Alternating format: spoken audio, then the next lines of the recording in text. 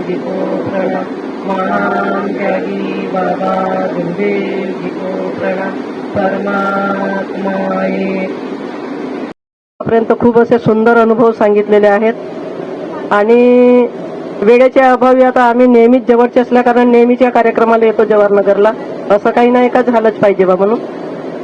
तर बघा, या मार्गामध्ये कोणी सुखी आलेले नाही आहे, सर्व दुखीच आलेले आहेत. माझ्या अंगामध्ये 10 वर्ष सैतान आला आणि वैद्यवाण्याकडे गेला पण आराम झाला नाही. पण या मार्गातला तीर्थसेवकाकडून घेतला आणि त्या तीर्थावर सैतान पडाला, दुसऱ्याहून सैतान आला नाही. नंतर आम्ही एका महिन्याने मार्ग घेतला. इतका जबरदस्त तो सैतान आहे का तो झाडावरही न्यायचा आणि पाण्यातही डुबवायचा. पण घराची बांधणूक कितीक वेळा, आता 10 वर्ष म्हणजे कमी दिवस झाले का, आता 10 दिवसात म्हणजे सेवक मार्ग म्हणजे लोक मार्गात येते त्रास झाला, तर पण 10 वर्ष लागले मार्गात यायला, दुःख भोगायला. तर बघा, खूप असा सुंदर. पण आपल्याला कसा वागायचा आहे, बाबांच्या आदेशाचीच विनंती आहे, बाबांच्या आदेशाची प्रार्थना आहे, बाबांच्याच आदेशाची ही चर्चा बैठक आहे. आपण या चर्चा बैठकीमध्ये जाणार नाही तर बाबाच्या आदेशाचे पालन होणार नाही. म्हणून प्रत्येकाने चर्चा बैठकीला गेलो पाहिजे आणि कोणासाठी वेळ काही थांबून राहत नाही. आजचा दिवस उद्या येणार नाही आणि असा आपला मार्ग आहे बाबांनी काढून दिलेला का जगामध्ये तो मार्ग आहे नाही, बिना फुकटानं कोणी बरं करते का, असा आपला मार्ग आहे. आपण वचन दिलो, फक्त त्या वचनाप्रमाणे आपल्याला चालायचं आहे. वचनाला आपण भुललो नाही पाहिजे. आता एक उदाहरण सांगते, आता घट्ट कसा पकडायचा. आता एका मार्गदर्शनामध्ये सांगितलं का या मार्गाला घट्ट कसा पकडायचा.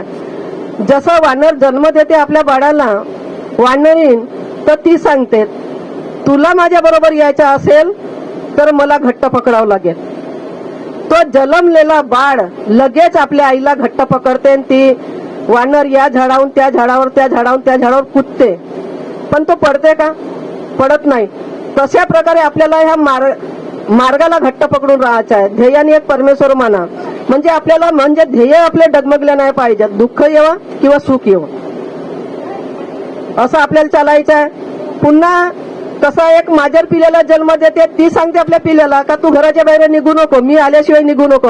म्हणून ते दातात म्हणजे तोंडात पकडते, या घरून त्या घरी नेते, त्या घरून नेते. पण वानरीन सांगते का तुला माझ्या बरोबर यायचं असेल तर घट्ट पकडाल. तसं बाबांनी सुद्धा सांगितलं आहे नाही का. म्हणजे 5 वर्षाचा मुलगा तीर्थ बनवलं, अशी कोणती आम्ही कृपा केला. कोण्या जंगलापाडात गेलो, जो जंगलापाडात गेला, जपी तपील हा मार्ग मिळाला नाही. तो हिमालयात जाऊन तपश्चर्या केली पण भगवान मिळाला नाही. आम्ही घरीच आहो, प्रपंचामध्ये आहो, तरी परमेश्वर आपल्याला मिळाला आणि एका क्षणात कोणाचं दुःख आपण दूर करू शकतो. आम्ही साले कसा बोदल कशाला फिरायला गेलो, कुलरकरचे भाऊ होते आमच्या सोबत आणि सुकडी या गावी, ते दत्ताची सुकडी म्हणते, त्या तिथं आम्ही तो मंदिर पाहासाठी गेलो. आता तो गाव रस्त्यावर पडला म्हणून. तर 12-13 वर्षाची मुलगी एका खांबाला बांधली होती, रस्सीनं बांधली होती. तो मंदिर पाहिला आणि त्या मुलीजवळ मी गेलो. तर एक शेवटी न्यारवाणीची होती, ती म्हणू लागली का कशाला जाता व तिच्या अंगात सैतान आहे ना. तर मला काही होत नाही, परमेश्वर आपल्या सोबत आहे. आणि गेली त्या बाईला विचारली हे कोण आहे, तर माझी मुलगी आहे. तर तान्या बापूच्या आमगावला आम्ही राहतो म्हणे, कुठं राहते विचारला. तर मी म्हणला केव्हापासून येलं, सैतान आहे, पुष्कळ दिवस झाले म्हणा आम्ही इथं आहो, पण हा सैतान निघून राहिला नाही म्हणे, आराम आहे म्हणून. म्हणलं आराम आहे, तुम्ही म्हणला घरी जा आणि ज्या घरी पाटी लिहिली आहे दारू पिऊन येऊ नये किंवा परमात्माच्या मार्गामध्ये बाबा जुमदेवजीच्या मार्गामध्ये त्यांच्या घरी जाऊन तीर्थ बनवून मागा. म्हणला क्षणात तुमच्या मुलीचा दुःख दूर होईल म्हणला. असं सांगितलं. हो का बाई म्हणे, हो होते म्हणला तुम्ही. म्हणला तुम्ही तर ते मुलगी या शिडीवर चढायची, तिथे मोठी शिडी होती ठेवली, तिथं चढायची उतरायची. आता आम्ही 8 तारखेला पुलगावला 9व्या हवनाला गेलो, एक गाडी करून 7 सेवकीने गेलो पेट्रोल पंपवरून. तर जाता जाता आम्ही टाकडघाटला गेलो. रस्त्यावर आहे तर 2 किलोमीटर रोडवरून गेल्यानंतर एक बाई हटवार बाई सारखी, म्हणजे तिला सैतान येत होता आणि ती अशी झोपली होती आणि ते हु आपला हातपाय हलवत होती. जवळ गेला, तिच्याजवळ 2 व्यक्ती 2 बाया बसल्या होत्या. त्या बाईला विचारला, बाई म्हणला हे कोण आहे म्हणला तुमची. म्हणला या बाईची ती मुलगी आहे म्हणते. मला किती दिवस, पुष्कळ दिवस झाले बाई म्हणते आम्ही इथं आहो, पण सैतान निघून नाही राहिला. निघून नाही, एका क्षणामध्ये हा सैतान निघते म्हणला. तुम्ही म्हणला आपल्या गावी जा म्हणला आणि परमात्मा एक म्हणला त्या बाबा हनुमानजीच्या म्हणजे जे मार्ग आहे म्हणला परमात्मा आहे त्यांच्याकडून तुम्ही तीर्थ घ्या, एक क्षण लागणार नाही म्हणला.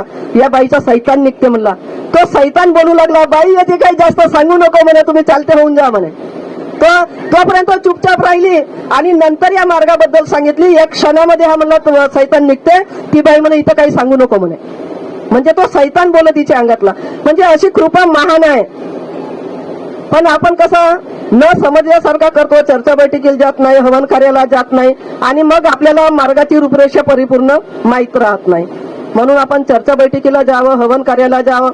फुरसूद नाही हवनाला जाण्याला, फुरसूद नाही चर्चा बैठकीला जाण्याला. काय सांगाल तुम्ही बाबाला?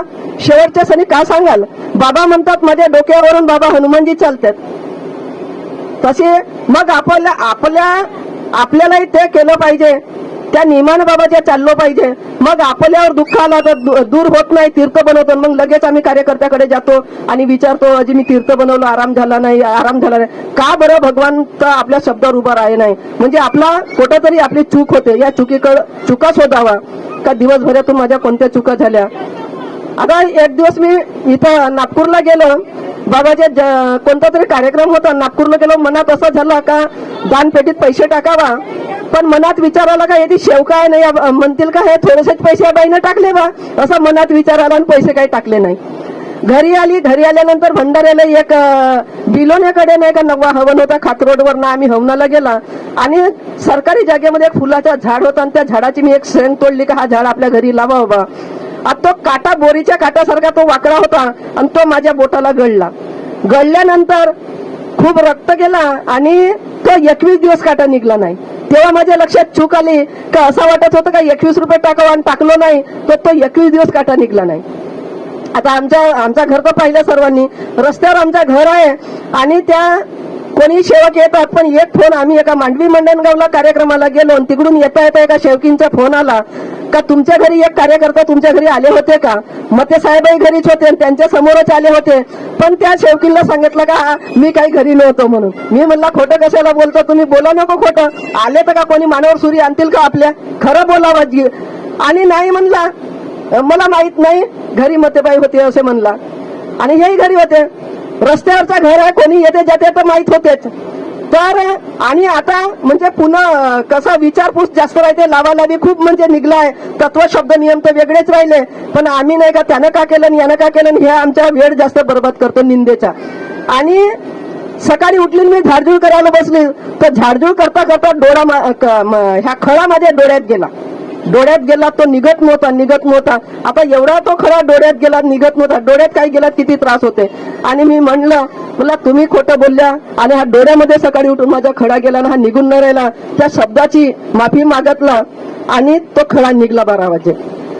तर कसं आहे, निंदा कोणाची करू नका. बाबांनी लिहिलं आहे का निंदा आणि चुगली कोणाची करू नका. कारण असाच एका सत्संग होता एका ठिकाणी आणि एका बाईच्या घरी दूध होता आणि तो दूध घेऊन ती बाई या भजनवाल्यांसाठी म्हणजे पुष्कळ. आता आपल्याला कसा चाय मिळाला तर दूध गरम करून आणलं आणि त्या सगळ्यांना एक एक गिलास द्यावा आली. पण तो गरम दूध घेऊन त्या डोक्यावर आली आणि वरून घार जात होती. त्या घारीच्या पायामध्ये साप होता. आता ती घार म्हणजे शिदोरी म्हणून ते पिल्यासाठी नेत होती. साप सुटका झाल्या पाहिजे म्हणून तो तडबडत होता. ही बाई दूध घेऊन त्या मंडळीला दूध पाजावा हिची तडमळ होती आणि तो गरम दूध होता आणि तो साप निसटला आणि त्या दुधामध्ये पडला. त्या बाईची काही चूक होती का?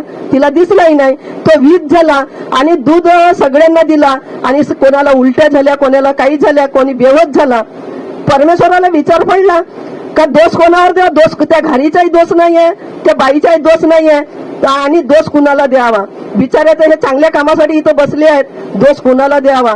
डोळ्यामध्ये ते डोळे म्हणजे असे खुले ठेवून म्हणजे मिलिटरीवाले म्हणजे सीमेवर आहेत त्यांना दोष द्यायचा. रात्रंदिवस कष्ट करतात शेतकरी त्यांना कुठं दोष द्या? ऊन राहावं किंवा पाऊस राहावं इतका कष्ट शेतकरी करतात त्यांनाही दोष देत नाही. पण हा दोष कोणाला द्यावा? जे निंदाने चुकली करतात, एकामेकाच्या निंदा करतात त्यांच्यावर दोष होते. म्हणून निंदा चुकली कोणाची करावा नाही. आपल्या परमेश्वराच्या चर्चा करा. त्या बाईनं असा केलं या बाईनं असा केलं हा मनाच नको. परमेश्वराच्या एखादा अनुभव सांगला तर दुसरा सेवक जागून जाईल. एवढे बोलून मी आपले 2 शब्द पूर्ण करतो. सर्वांना माझा नमस्कार.